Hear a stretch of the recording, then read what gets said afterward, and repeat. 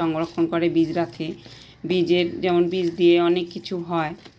তো বীজ ভালো করে রাখার জন্য আপনারা কী করবেন বলেন তো? আগে তো মা, ঠাকুমা, পিসিমা, দিদিমা এরা হচ্ছে বীজ সংরক্ষণ করে রাখতেন। আগেকার দিনে কীভাবে মাটির কলসিতে বা হাঁড়িতে বালি দিয়ে বীজ, কাঁঠালি বীজ সংরক্ষণ করে রাখতেন, যাতে অনেক দিন থাকে, খাওয়া যায়।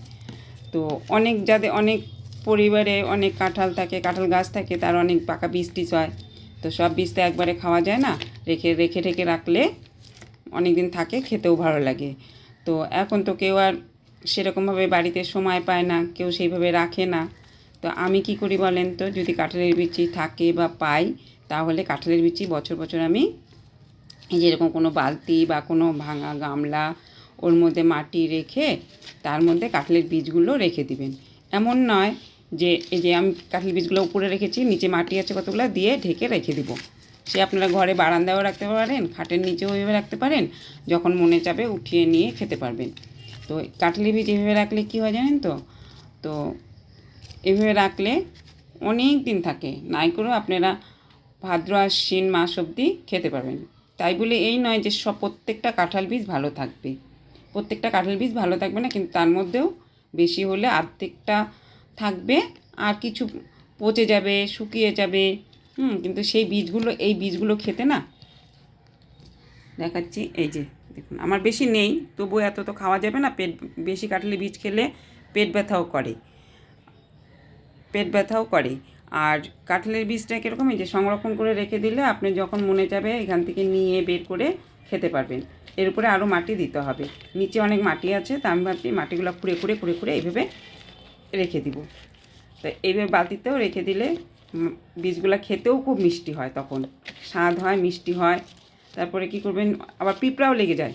পিঁপড়া লেগে গেলে কি করবেন, সেই কাঁঠালি বীজ বালতি সহকারে এগুলো বাইরে ঢেলে দেবেন। ঢেলে পরিষ্কার করে আবার মাটি দিয়ে তলপুর করে রেখে দেবেন, দেখবেন বহুদিন থাকবে। তো কাঁঠালি বিচিটা আপনারা কম বেশি জানেন, অনেক রকমভাবে খাওয়া যায়। কাঁঠালি বিচি সেদ্ধ করে যদি একটু গরমকালে যদি একটু লেবু দিয়ে, কাঁচা লঙ্কা দিয়ে মাখা করেন, গরম ভাতে ভালো লাগে। আবার কাঁঠালি বিচি থেতো করে রসুন, কালো জিরা ভেজে বাটা করলেও ভালো লাগে। সেটা সেদ্ধ করে নিতে হবে, কাঁচা নয় কিন্তু। আবার কাঁঠালের বিচি দিয়ে, আলু দিয়ে, কাঁকরোল দিয়ে, জিরা, আদা, লঙ্কা বাটা দিয়ে মটরের ডালের বড়া করে যদি রান্না করেন, সেটাও ভালো লাগে খেতে। অনেক রকমের হয়। আবার ঘাটি তরকারি, যেটা পাঁচমিশালি তরকারি হয়, তার মধ্যে দিলেও ভালো লাগে। বাইরে কাক ডাকছে। কাঁঠালের বিচি ভাজা বর্ষাকালে ভীষণ ভালো লাগে, গোল গোল করে কেটে ডালের সাথে। আবার একটা সময় আমরা ছোটোবেলায় বর্ষার আগে তো অনেক বৃষ্টি হতো, এখন তো সেইভাবে বৃষ্টি হয় না, সারাদিন বৃষ্টি থাকতো। কী করব, তখন এই কাঁঠালের বিচি ভেজে দিত গোটা। আপনারা হয়তো অনেকেই খেয়েছেন, জানেনও বিষয়টা। তা গোটা ভেজে সেটা বিকালবেলায় জানালার পাশে বৃষ্টি দেখা আর কাঁঠালের বিচি ভাজা খাওয়ার মজাই ছিল আলাদা। তো এখন সেভাবে খাওয়াও হয় না, আর খেতেও পারি না। কাঁঠালের বিচি যেমন উপকার, আবার সেই ক্ষতি। প্রচণ্ড পেট ভার হয়, গ্যাস হয়, মারাত্মক ক্ষতি করে গ্যাসে। তার জন্য আপনারা যারাই যেটা খাবেন সেটা বুঝে শুনে খাবেন। তো কাঁঠালের বিচিটা এইভাবে সংরক্ষণ করে বীজগুলো রেখে দিবেন। নিচে অনেক মাটি আছে, তো আমি উঠাতে পারছি না, এগুলো আরও মাটি দিতে হবে। এই নিচের মাটিগুলো খুঁড়ে উপর দিয়ে ঢাকা দিয়ে দিব। এরপরে দেখবেন যে বর্ষাকাল পিঁপড়ে বাসা করবে, তখন এটাকে উল্টাতেই হবে। এটা ঢেলে, তা আপনারা চাইলে এইভাবে বীজগুলোই সংরক্ষণ করে রেখে দিতে পারবেন।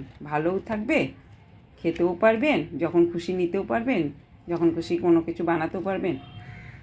ডালেও খুব ভালো লাগে। আপনার মাসকালাই ডালের মধ্যে একটা বাড়িতে খেয়েছিলাম, এখনও মুখে লেগে আছে। মাসকালাই ডালের মধ্যে কাঁঠালের বিচি আর পাট শাক দিয়ে যদি রান্না করেন, ও দারুণ খেতে, দারুণ, অপূর্ব। কাঁঠালের বিচি সব রকমভাবেই রাঁধতে পারবেন। কাঁঠালের বিচি সেদ্ধ করে, গোটা সেদ্ধ করে, আলু দিয়ে, জিরা, আদা, লঙ্কা, পেঁয়াজ, রসুন বাটা দিয়ে মাখা করে যদি রান্না করেন, সেটাও খুব ভালো লাগে। কিন্তু পরিমাণে কম খাবেন, কম রাঁধবেন, কম দেবেন। নাহলে গ্যাস হয়ে যায়, পেটের অসুখ হয়, আর বারবার ল্যাট্রিনে যেতে হয়। তাহলে ভিডিওটি রাখছি। ভিডিওটি যদি ভালো লাগে একটা লাইক, কমেন্ট, শেয়ার করে দিবেন। ধন্যবাদ। সকলে ভালো থাকবেন, সুস্থ থাকবেন। আর কথা হলো, আমার ফেসবুকে ইউটিউবের লিঙ্কটা দেওয়া আছে, যারা ফেসবুক থেকে দেখবেন, যদি ফেসবুকে যদি না পান তাহলে ইউটিউবে পেয়ে যাবেন। ইউটিউবে দেখে চ্যানেলটিকে সাবস্ক্রাইব করে পাশে থাকবেন। ধন্যবাদ, রাখছি।